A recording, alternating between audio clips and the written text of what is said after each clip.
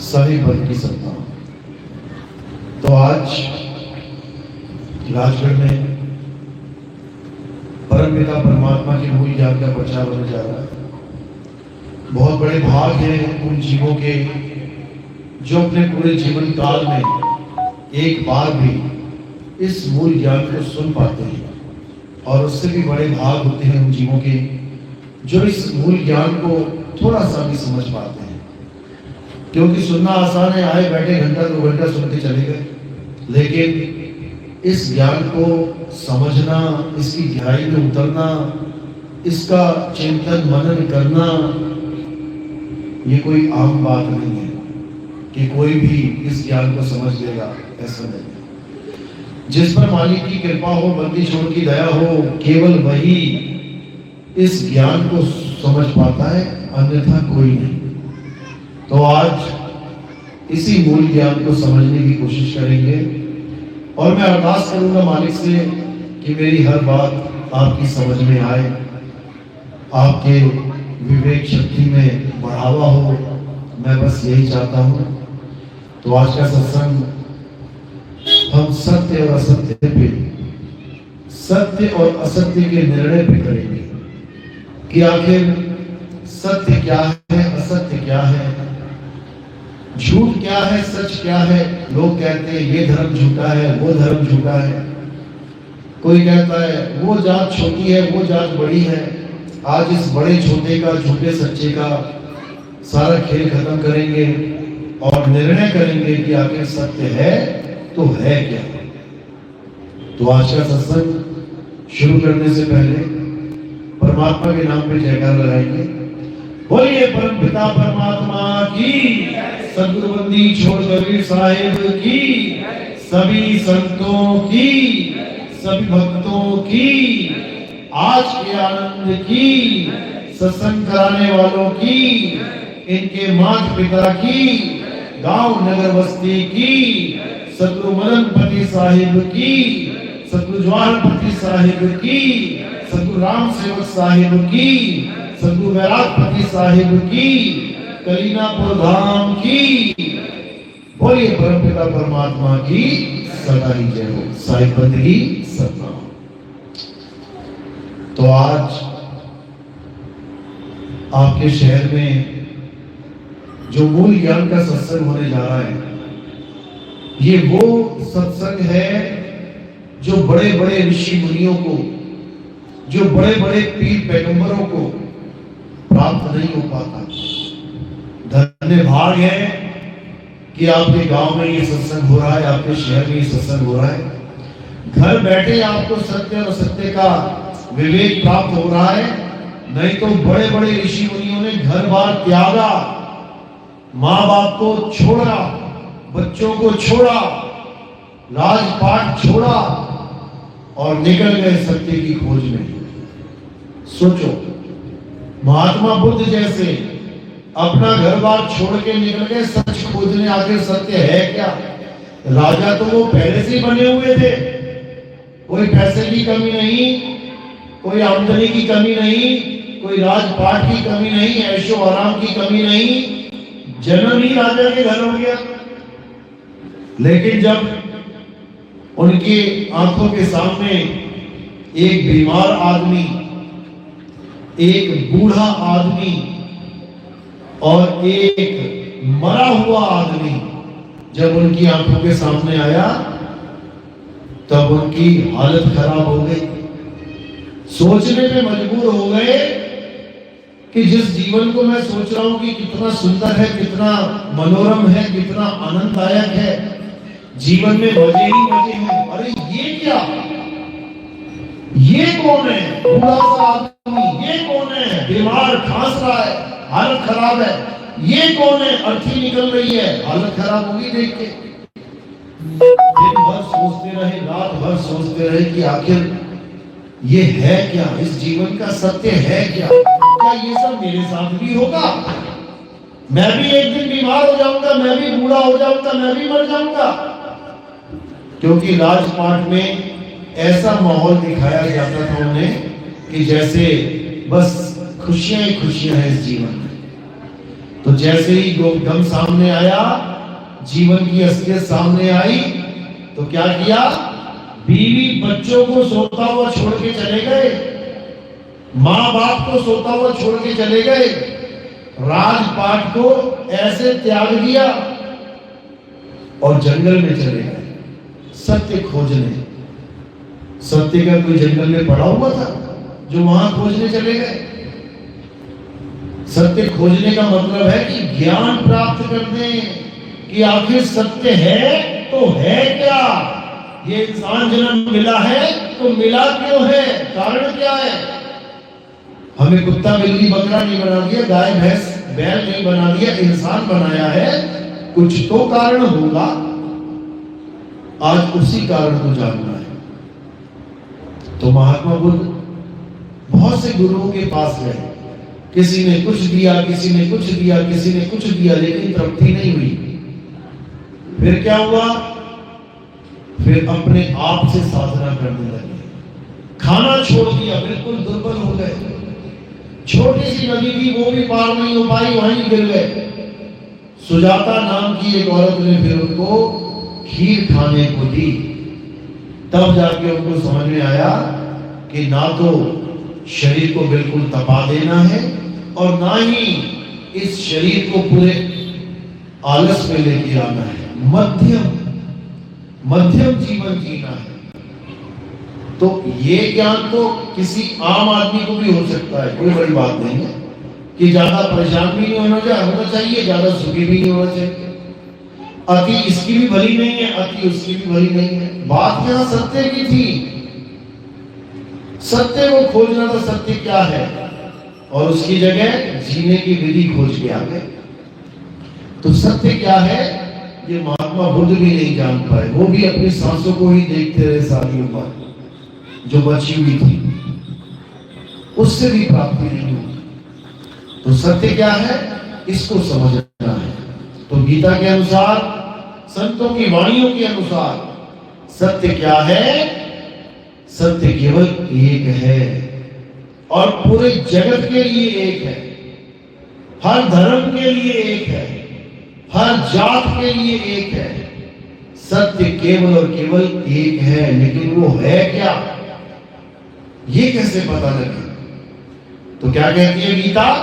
अध्याय 2 16वां श्लोक, हे अर्जुन, इस दुनिया में दो प्रकार के तत्व हैं, एक असत्य और एक सत्य। असत्य क्या है?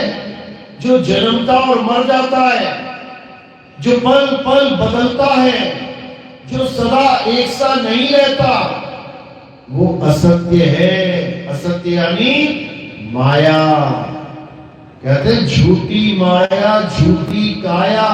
ये झूठी माया ही है जो सत्य बनी बैठी है। ये माया हर जगह विद्यमान है। इस संसार में इतना भी क्षेत्र खाली नहीं है जहां माया विद्यमान नहीं है। कहीं भी नजर घुमा के देख लो,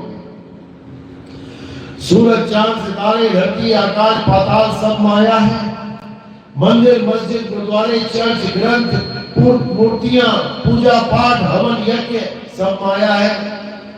ये जितनी भी नदियां बह रही हैं सब माया है। क्यों? क्योंकि जन्म और मरण हो रहा है, पैदा और नाश हो रहा है, बदलाव हो रहा है। आज पानी इतना है कल इतना हो गया, आज पौधा इतना है कल इतना हो गया, आज इंसान छोटा है बढ़ता जा रहा है। ये सब माया है। तो गीता में बिल्कुल स्पष्ट कर दिया कि जो भी चीज घट रही है, बढ़ रही है, बदल रही है, पैदा हो रही है, मर रही है, वो सब माया है। यही कबीर साहब कह रहे हैं, संतो जो दिखे सो माया, जो तुम्हें दिख रहा है वो सब माया है। कहीं भी नजर घुमा के देख लो। यही तुलसीदास जी कह रहे हैं, गो गोचर जहां लग मन जाई और तहां लग माया जानो भाई। ये सब माया है। जहां गो गोचर, इस निगाह जहां तक निगाह जा रही है, ये सब माया। इसी माया में सारा संसार भटका पड़ा है। सारा संसार, कोई मूर्ति को सत्य मान बैठा है, भगवान मान बैठा है। मूर्ति आंखों से दिख रही है ना, माया है। कोई नदियों को भगवान परमात्मा मान बैठा है, उसी में सोच रहा है डुबकी मारूंगा मुक्ति हो जाएगी। गंगा नदी जिसका अपना पुत्र कौन था? भीष्म पितामह। गंगा का अपना पुत्र, उसके कर्म नहीं काट पाई, उसको सारी उम्र यातनाएं भुगतनी पड़ी, उसको सारी उम्र दुख भुगतना पड़ा। अंत भी कैसा मिला? तीर पे तीर, तीर पे तीर, छलनी कर दिया तीर, तीर की सेज पे ले जा दिया उसको अर्जुन ने। किसका पुत्र था? साक्षात गंगा माता का। बताओ, अपने पुत्र के कर्म नहीं काट पा रही है, उसको महादुख भोगना पड़ रहा है। तुम क्या लगते हो गंगा के कि तुमने जाके डुबकी मारी, निकल के बाहर आ गई थी, मैं तो मुक्त हो जाऊंगा? कोई मुक्त ना होने वाला। ये भोग सबको भोगने पड़ेंगे, लेकिन एक रास्ता है कि इन सारे कर्मों के जाल से, कर्मों के बंधन से आप मुक्त हो सकते हैं बड़े आराम से, बिना किसी नदी में डुबकी लगाए। और वो क्या है? सत्य को जानना। बस सत्य को जानना है। जिसने सत्य को जान लिया, समझ लो वो निकल गए संजाल से। तो सत्य क्या है? हे अर्जुन, सत्य केवल एक है, और वो क्या है? आत्मा ही सत्य है। ये आत्मा ही सत्य है। इस आत्मा का ना तो कभी जन्म होता है, ना ही आत्मा की कभी मृत्यु होती है। ये आत्मा कभी बदलता नहीं है। ये आत्मा अजर अमर अखंड अविनाशी है। समझ लो, शरीर जन्मता है, मरता है, नाशवान है। नाशवान शरीर असत्य है, और जो शरीर की पूजा करता है वो असत्य की पूजा कर रहा है। देख लो आज किसकी पूजा हो रही है? किसी ना किसी रूप में शरीर की ही पूजा हो रही है। भोले शंकर का शरीर, राम जी का शरीर, हनुमान जी का शरीर, शेरावाली माता का शरीर, गणेश जी का शरीर, सबके शरीरों की पूजा हो रही है। भगवानों को तो छोड़ो, जो जानवर उनके पास है उनकी भी पूजा हो रही है। नंदी जी की पूजा हो रही है, चूहे की पूजा हो रही है, गणेश जी के पास बैठे। शंकर जी के सांप की पूजा हो रही है, जानवरों की भी पूजा हो रही है, लेकिन शरीर की। और शरीर क्या है? असत्य है।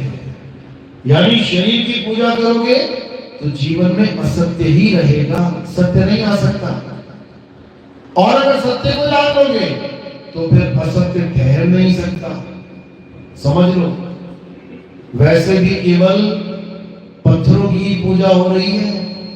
जब असली चीज सामने आ जाती है उसकी तो दुर्दशा कर देते हैं। जैसे शंकर जी की पूजा करी, उनको भोग लगाया, तो उनका जो सांप था उसके मुंह में भी लड्डू लगा देते, ले तू भी लड्डू खा ले। पत्थर के सांप की पूजा कर लेते हैं, शिवलिंग के ऊपर सांप बैठा है ना, उसको दूध चढ़ाएंगे। और जब असली सांप घर में आ जाए तो लठ बजाएंगे, मार मार के खोपड़ी फोड़ देंगे उसकी। गणेश जी के मंदिर में गए, गणेश जी को भोग लगा दिया, नीचे देखा पत्थर का चूहा भी बैठा था, उसके भी लड्डू लगा दिया, तू भी खा ले। और अपने घर में जब चूहा आ जाता है तो उसको जहरीला लड्डू खिला देते हैं, जहर डाल के, मर जाने कहीं। शंकर जी के नंदी को, पत्थर के नंदी के कान में जाके अपनी ख्वाहिश बताएंगे, नंदी मुझे ये चाहिए, नंदी जी मुझे ये चाहिए। और जब असली नंदी खेत में घुस के गेहूं खाए तो पीछे से दे लट दे लट। तो पत्थरों को तो भगवान माना जा रहा है, और जो असली जीव है, अविनाशी जीव है, जो जीवित है, उसके लठ बजाए जा रहे हैं, जहर खिलाए जा रहे हैं। ये तो हमारा धर्म नहीं था भाई, ऐसा तो धर्म नहीं था हमारा। क्या था हमारा धर्म? हम सबका एक ही धर्म है, चाहे कोई हिंदू है, चाहे मुसलमान, चाहे सिख या कोई ईसाई हो, धर्म केवल एक है, और वो क्या है? सत्य सनातन धर्म। इस दुनिया में केवल एक ही धर्म है, बाकी सब क्या है? बाकी सब पंथ हैं, मत हैं, संप्रदाय हैं। ये मत मतांतर हैं, अलग अलग मत आए, अलग अलग हो गए लोग, लेकिन धर्म एक था, एक है, एक रहेगा, और उसका नाम है सत्य सनातन धर्म। उसी का जयकारा लगाया जाता है, बोलिए सत्य सनातन धर्म की। ये है हमारा धर्म, और ये पत्थर का पूजने का धर्म नहीं है, समझ लो। सत्य सनातन की धर्म की परिभाषा जान लो पहले। सत्य सनातन कहते किसे हैं? धर्म तो बाद में देखेंगे, पहले परिभाषा तो पता लगे। तो क्या है सनातन? सनातन उसे कहते हैं जो सदा सदा रहे, जिसका कभी नाश नहीं होता। लग रहा था मुझे। सत्य सनातन धर्म का कभी नाश नहीं होता, वही सत्य सनातन धर्म है। और ये धर्म कोई पत्थरों को पूजने वाला धर्म नहीं है कि तुम पत्थरों की पूजा करने लगो। किसको पूजने वाला धर्म है? गीता अध्याय 2 24वां श्लोक पढ़ो, तुम्हें पता लगेगा सत्य सनातन धर्म होता क्या है। हे अर्जुन, ये सत्य सनातन धर्म और कोई नहीं, आत्मा है। ये आत्म देव है, ये आत्मा अछेद्य है, ये अशोष्य है, ये आत्मा अचल है, अडोल है, अबोल है, अकह है, सदा स्थिर रहने वाली है। ये आत्मा ही सत्य सनातन है। इस आत्मा को जानो। जिसने इस आत्मा को जान लिया, हे अर्जुन, वो इस जन्म मरण के भवसागर को सदा सदा के लिए पार कर जाता है। वो वापस इस गर्भ जुग में नहीं आता। ये सत्य सनातन धर्म ऐसा ही है मेरे भाई। जो सत्य सनातन धर्म को समझ लेता है, वो फिर वापस इस गर्भ जुग में नहीं आता। वो सदा सदा के लिए मुक्त हो जाता है। ये इस धर्म की खासियत है। ये वो धर्म नहीं है कि यहां बार बार आना है, बार बार आना है। इस धर्म में आते ही जन्म मरण का खेल खत्म, क्योंकि यही धर्म सत्य धर्म है। इसके अलावा इस दुनिया में कोई सत्य नहीं है। तो क्या कहते हैं? नैनम छेदन्ति शस्त्राणि नैनम देति पावका न चैनम क्रोधन्तापे न शुष्यति मारुता। हे अर्जुन, इस आत्मा को ना तो कोई शस्त्र काट सकता है, ना इस आत्मा को अग्नि जला सकती है, ना आत्मा को वायु सुखा सकती है, ना आत्मा को जल भिगो सकता है। इस आत्मा का कोई कुछ बिगाड़ ही नहीं सकता। इसीलिए ये सत्य है। और जिसको काटा जा सके, मारा जा सके, जलाया जा सके, दफनाया जा सके, वो असत्य है। असत्य। तो छोटी सी डेफिनेशन है, अगर समझ में आ गई तो कल्याण हो जाएगा, और नहीं समझ में आई तो जीवन सत्यानाश हो जाएगा।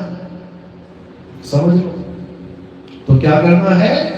अब केवल सत्य को जानना है। सत्य हमारी आत्मा है।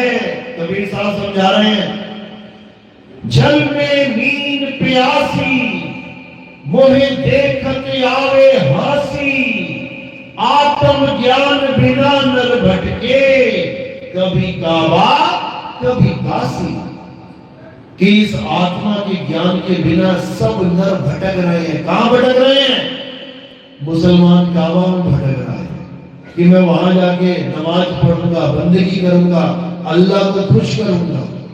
और हिंदू काशी में भटक रहा है, मैं वहां जाके पूजा करूंगा, पाठ करूंगा, भगवान को खुश करूंगा। और अल्लाह भगवान है कहां? वो तुम्हारे अंदर छुपा बैठा है। इस घट ही में है जगदीश, तू बाहर क्यों डोले? अरे घट घट मेरा साइया, सुनी सेज न कोए, और बलिहारी वा घट की, जिस घट पर घट होए। बलिहार जाते हैं उस घट पे जिस घट में वो आत्मदेव प्रकट हो जाए, और वो कहीं बाहर नहीं है, वो तुम्हारे अंदर ही बैठा हुआ है। तुम्हारे अंदर मतलब काया के अंदर नहीं, तुम्हारे अंदर मतलब आत्मा के अंदर, तुम्हारी आत्मा में विराजमान है वो।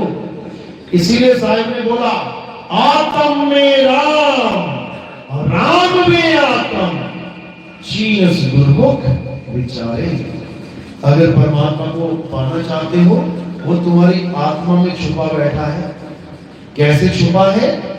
जैसे तिल के दाने में तिल का तेल, ज्यों तिल माही तेल है, और ज्यों चकमक में आग, तेरा साईं तुझ में है, जाग सके तो जाग। जैसे तिल के अंदर तेल छुपा है और तुम हाथ में तिल के दाने लो, तुम्हें दिखेगा नहीं, वो तुम्हें लगेगा दाने ही है, ये तेल कहां है। लेकिन जब उसको तुम पियोगे तब उसमें से तेल निकल के सामने आ जाएगा।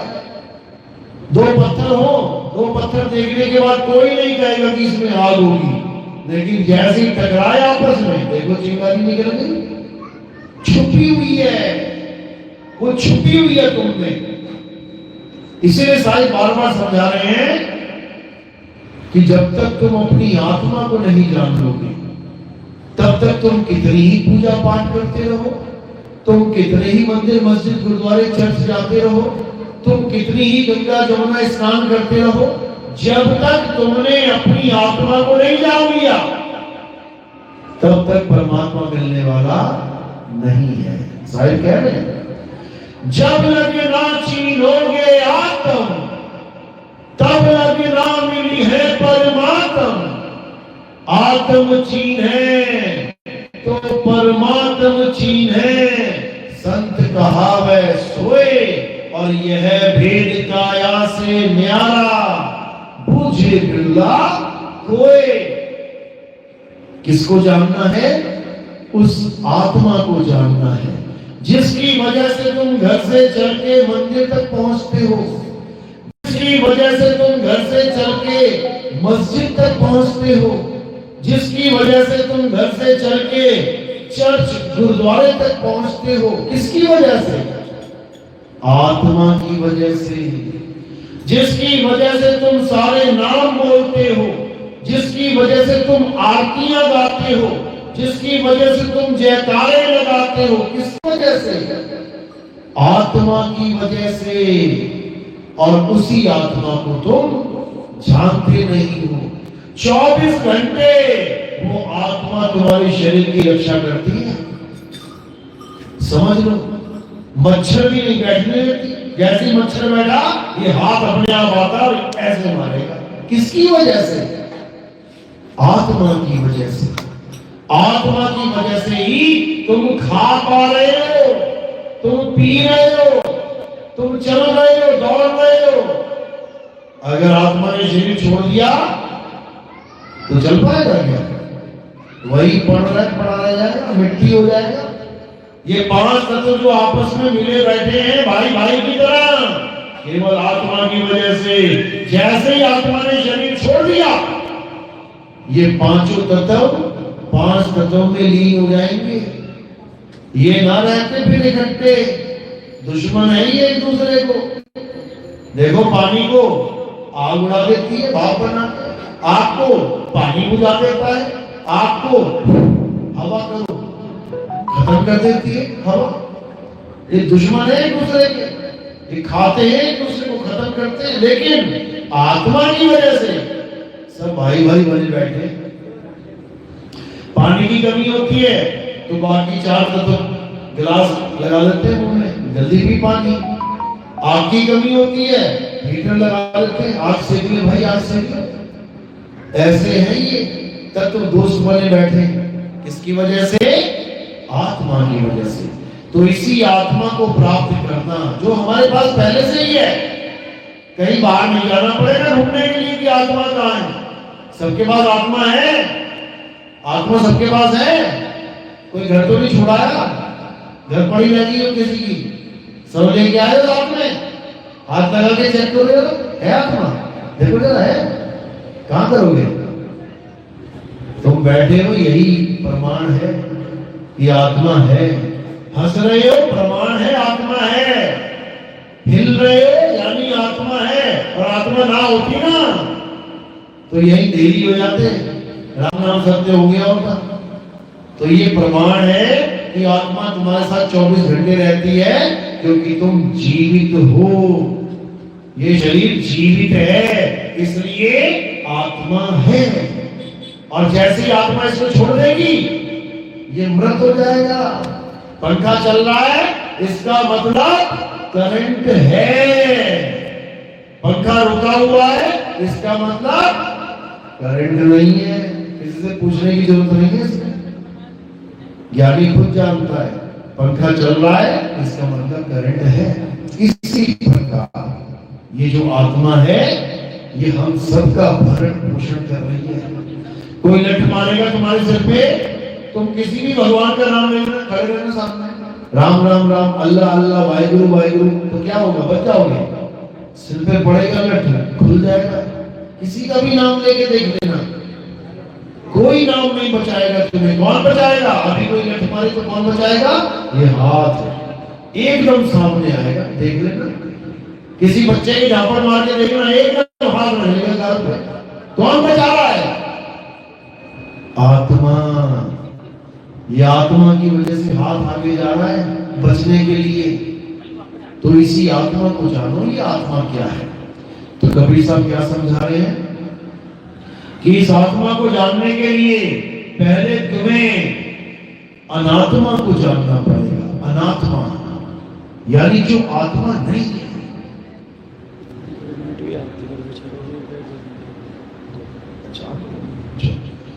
अभी 2 मिनट के सत्संग रुकेंगे क्योंकि यहाँ का नियम है आरती का। तो पहले यहाँ की आरती होगी, उसके बाद सत्संग शुरू करेंगे।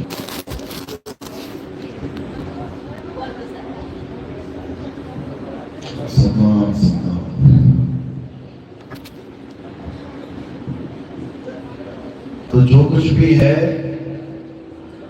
आत्मा ही है। आत्मा के अलावा हर चीज खंडित है। इसलिए कबीर साहब कहते हैं कि जो चीज खंडित हो जाए वो पूजनीय नहीं है, और जो अखंड है केवल वही सत्य है, उसी को जानो।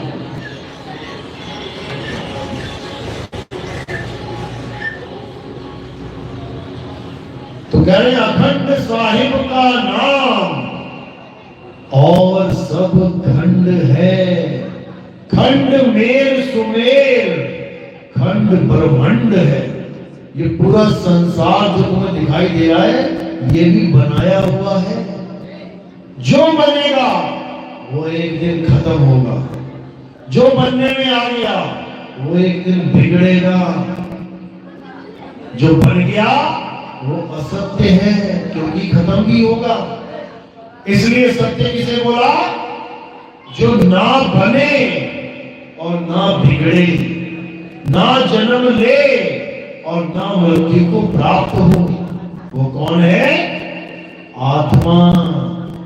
कृष्ण जी गीता में उसी आत्म तत्व की महिमा गाते गाते अर्जुन को समझाते समझाते थक गए, लेकिन अर्जुन के पल्ले ना पड़ी बात। 18 अध्याय बोलने पड़ गए उसको समझाने के लिए, समझ में नहीं आ रही थी उसको बात। तो एक आम आदमी के कैसे बात समझ में आएगी? जिसको स्वयं कृष्ण जी समझा रहे हैं वो ना समझ पा रहा है, तो एक गीता पढ़ने से किसको समझ में आ जाएगा? साक्षात कृष्ण जी जो बता रहे हैं तब भी नहीं समझ में आई उसे बात, तो एक ग्रंथ पढ़ के क्या समझ में आएगी? कुछ समझ में नहीं आने वाला। बस फॉर्मेलिटी के लिए, हाँ मैं गीता पढ़ता हूँ, हाँ हमारे घर में गीता रखी है, हाँ बस। और गीता क्या कह रही है? ये किसी को नहीं समझ में आ रहा है। गीता जड़ और चेतन दोनों सत्ताओं का ज्ञान दे रही है। जड़ यानी असत्य और चेतन यानी सत्य। अध्याय 2 16वां श्लोक। हे अर्जुन, इस दुनिया में दो प्रकार के तत्व हैं, एक असत्य और एक सत्य। असत्य का तो नाश हो जाता है, असत्य पल पल बदलता है, सत्य कभी नहीं बदलता। सत्य अजर अमर अखंड अविनाशी है। उसी सत्य को प्राप्त करना हमारे जीवन का एकमात्र लक्ष्य है। एकमात्र, 2-3 लक्ष्य नहीं है हमारे जीवन के। कि कोई कहे मैं बड़ा आदमी बन जाऊं, यही मेरे जीवन का लक्ष्य है। मैं घर बार संभालूं, अपने बच्चे बीवी को अच्छे से रखूं, यही मेरे जीवन का लक्ष्य है। मैं बहुत बड़ा आदमी बन जाऊं, यही मेरे जीवन का लक्ष्य है। ये लक्ष्य नहीं है, ये दुनियादारी है। लक्ष्य क्या है? केवल और केवल आत्म सत्ता को जानना हमारा लक्ष्य है। यही समझाया गया। तो कैसे जानेंगे आत्मा को? जो हमारे पास है 24 घंटे, लेकिन उसका एहसास नहीं है। अभी 5 मिनट के लिए अगर कोई मच्छर भी तुम्हारे कमरे में घुस जाए, उसका भी एहसास हो जाता है, अरे मच्छर घुस गया, लग रहा आवाज आ रही है, बिल्कुल नहीं कर रहा है।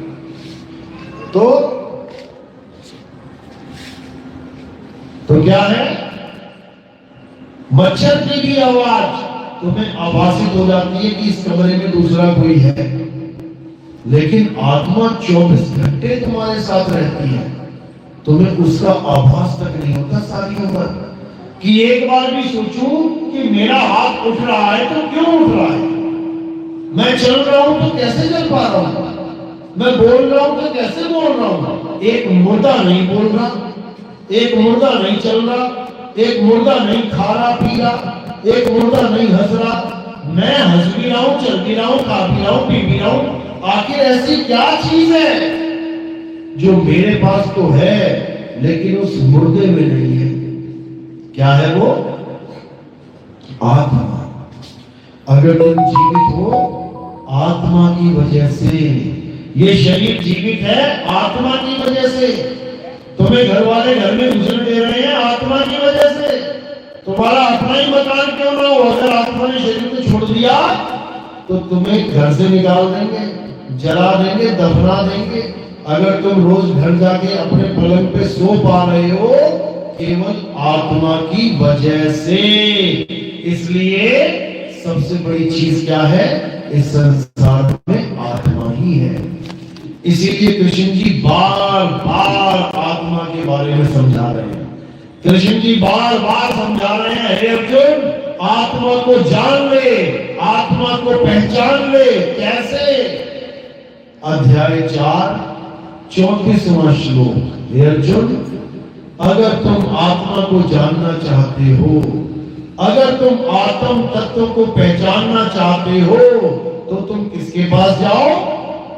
तुम एक ऐसे तत्वदर्शी संत के पास जाओ जिसने उस तत्व का दर्शन कर लिया है, जिसने आत्मा को जान लिया है, जिस पर आत्म कृपा हो गई है, वही तुम्हें तुम्हारी आत्मा का ज्ञान दे सकता है, अन्यथा और कोई नहीं। मंत्र जपवाने वाले, तपस्या करवाने वाले, घर बार छुड़वाने वाले गुरु लाखों मिल जाएंगे, लाखों। किसी के भी पास चले जाओ, गुरुजी मुझे नाम दीक्षा दे दो। बेटा किसकी पूजा करते हो? राम जी की। चलो तुम राम राम ही जपो। गुरुजी मुझे नाम दीक्षा दे दो। तुम किसकी पूजा करते हो? कृष्ण जी की। तुम हरे कृष्ण जपो। तुम किसकी पूजा करते हो? जगदम्बी जगदम्बा की। तुम जगदम्बा जपो। बताओ, ऐसे गुरु लाखों करोड़ों मिल जाएंगे तुम्हें। लेकिन कृष्ण जी क्या समझा रहे हैं कि तत्वदर्शी संत ये बड़े भागों से मिलता है।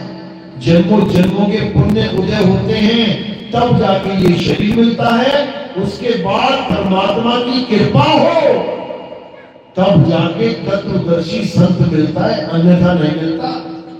ये जपी तपी सन्यासी घरे मिल जाएंगे, लाखों करोड़ों की हिसाब से बैठे हैं यहाँ पे, लेकिन तत्वों का ज्ञान समझाने वाला तत्वदर्शी संत ये बिरला होता है मेरे भाई, करोड़ों में कोई एक। उसके बाद